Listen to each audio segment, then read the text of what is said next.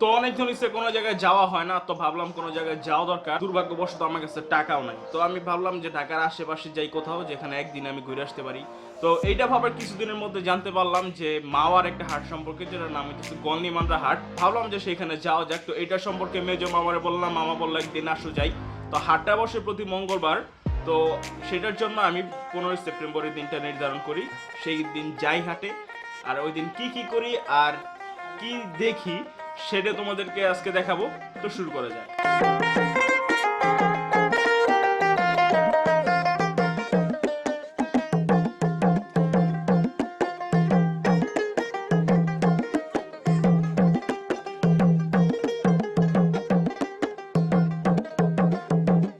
তো হাট পর্যন্ত আমাকে 4 ভাগে যাইতে হয়েছে। প্রথমে কামরাঙ্গীর চর থেকে নয়বাজার বাস স্ট্যান্ড, এরপর সেখান থেকে বাসে নওপাড়া, যেটা কিনা আমার নানার বাড়ি এলাকা, আর সেখান থেকে সেই হাটে। তো এই হিসাবে যাত্রা শুরু করলাম। যদি তোর ডাক শুনে কেউ না আসে তবে একলা চলো রে। যদি তোর ডাক শুনে কেউ না আসে তবে একলা চলো রে। তবে একলা চলো, একলা চলো, একলা চলো, একলা চলো রে। তবে একলা চলো, একলা চলো, একলা চলো, একলা চলো রে। তো আমি যখনই যাই বাবুবাজার থেকে সরাসরি নয়বাজার হাইটেই যাই, কিন্তু সেদিন সকালে অনেক বৃষ্টি হয়, রাস্তা অনেক কাদা থাকে, যার কারণে আমাকে একটা রিক্সা নিতে হয়। তো রিক্সায় করে বাস স্ট্যান্ড পর্যন্ত যাই, আর সেখানে বাস পেয়ে যাই।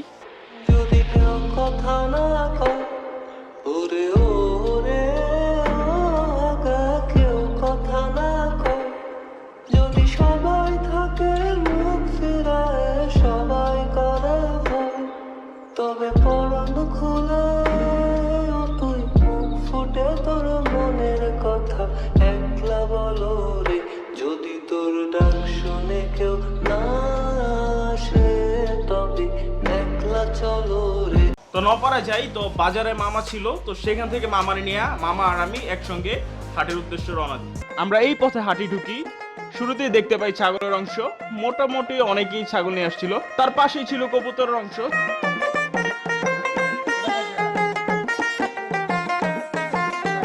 তার পাশে ছিল মাছ ও শুটকির অংশ। সেখানে আমি নতুন কিছু শুটকি দেখি, যেটা কিনা আগে দেখি নাই কখনো, কিন্তু দুর্ভাগ্যবশত লোকজনের ধাক্কাধাক্কিতে ভিডিও করা সম্ভব হয় নাই। তো মাছের অংশে এত ভিড় আছিল যে আমরা নিজেরাই ঠিক মতো মাছ দেখতে পারি নাই। তো ফাঁক ফকর দিয়ে কোন রকম যা ভিডিও করছি তাই তোমাদেরকে এখন দেখাইলাম। এই বাজারের সবচেয়ে বড় অংশ নিয়েছিল কাঠ ও বাঁশ। এখানে নাকি তুলনামূলক কম দামে পাওয়া যায়, তাই অনেক মানুষ বাজারে আসে মূলত কাঠ কেনার জন্য। তো আমি সবচেয়ে বেশি কাঠ নিয়ে গাড়ি বের হইতে দেখছি বাজার থেকে।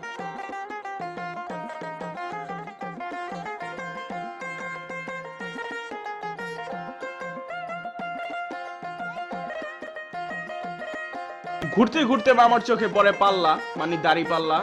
তো মামার পাল্লার প্রয়োজন ছিল। বেতের তৈরি 2টা পাল্লা নিয়ে এই নানা বাজারে বিক্রি করতে বসে। তো তার সাথে মামা পাল্লা কেনার জন্য দামাদামি করে। শেষে দ্বিতীয় পাল্লাটা 400 টাকা কেনা হয়। বিক্রেতা নানা পাল্লাটা যত্ন সহকারে তৈরি করে দেয়। এর একটি আলাদা ভিডিও আমি পেজে আপলোড করব খুব শীঘ্রই। তারপর মামা কিছু পরিমাণ বাদাম ও গাব কেনে।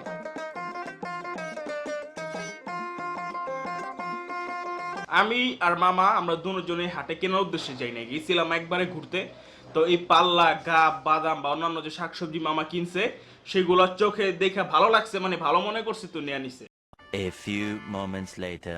বেশ কিছুক্ষণ ঘোরাফেরা করার পর আমরা যাই ছেঁকারুটির অংশে। তো সেখানে ছেঁকারুটি ও গোল্লা মিষ্টি খাই। তো এইটা হইতেছে অন্যতম ঐতিহ্যবাহী খাবার বলা যায়। তো তোমরা যারা প্রথমবারই হাটে আসবা অবশ্যই ছেঁকারুটি টেস্ট করবা, আশা করি ভালো লাগবে। খাওয়া দাওয়া শেষে আমরা যে শাকসবজি ও অন্যান্য মুদি সামগ্রীর অংশে, সেখানে অনেক দোকান ছিল।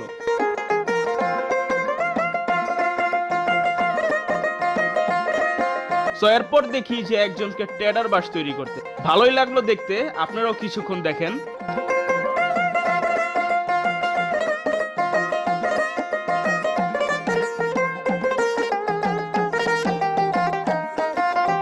সনাতন পদ্ধতিতে একজন কুমারকে দেখি কাচির লোহা গরম করতে।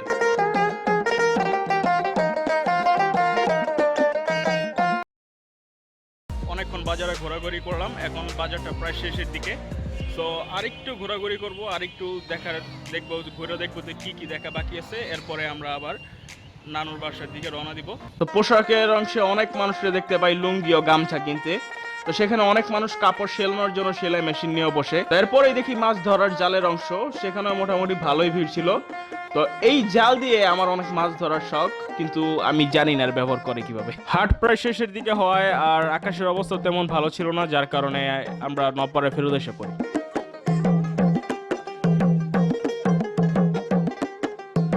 অনেক লম্বা একটা যাত্রা করে নানুর বাসায় এসে পড়লাম, আর আসতে না আসতে আকাশটা ঘোলা হয়ে গেছে। এখন যদি ঝুম বৃষ্টি নামে ঠিক আছে, তাহলে আজকে আমার ঢাকা যাওয়া কষ্ট হয়ে যাব। সো যদি খুব জোরে বৃষ্টি নামে আর রাস্তাঘাটের অবস্থা খারাপ হয়, তাহলে আজকে আমার থাকতে হইব, আগামীকালকে যাইতে হইব। আর চেষ্টা করো আজকের মধ্যে ঢাকা চলে যাওয়ার, কারণ স্টুডেন্ট আছে, ওদের কাছ থেকে আমি একদিনের ছুটি নিয়ে আসছি। এই দেখেন কেমন কালো হয়ে আছে, যে কোনো সময় নামতে পারে মৌসুম। বৃষ্টি পড়ে, তবে যতটা ভাবছিলাম তেমন ভাবে পড়ে নাই, খুব অল্প বৃষ্টি। হাটটা এটার বেচাকেনাটা মূলত সকাল 8-9টার মধ্যে হয়ে যায়। এমনিতে 1টা পর্যন্ত থাকে, কিন্তু 1টা পর্যন্ত ওই আমেজটা থাকে না, হাটের আমেজটা থাকে না। কেউ যদি আসতে চাও ঠিক আছে, তাহলে খুব সকালে উঠে আসার চেষ্টা করো, কারণ প্রকৃত হাটের যে মজাটা এটা পাইতে হলে তোমার অনেক সকালে উঠে আসতে হইব। দেরিতে এসে পড়ছিলাম দুর্ভাগ্যবশত, কিন্তু সৌভাগ্যবশত হাটটা অনেকক্ষণ ছিল। তো মোটামুটি দেখতে পারছি, আর যতটুকু দেখাইছি আমি এইটুকুই দেখছি, এর বাইরে কিছু করি নাই, দেখিও নাই আর দেখাইও নাই। সেই দিনই সন্ধ্যার বাসে আমি ঢাকা ফেরত আসি। তো এই ছিল আমার 15 সেপ্টেম্বরের গল্প মাওয়ার গণিমান্দা হাটে। যদি ভালো লাগে তাহলে প্লিজ লাইক কমেন্ট করেন, অবশ্যই ফেসবুক পেজটা লাইক দেন। আর যারা বিক্রমপুর মুন্সিগঞ্জের আছেন তারা প্লিজ ভিডিওটা শেয়ার করেন, সাপোর্ট করেন আমারে। ভালো থাকবেন সবাই, দেখা হবে নতুন কোনো ব্লগে। তো আসসালামু আলাইকুম।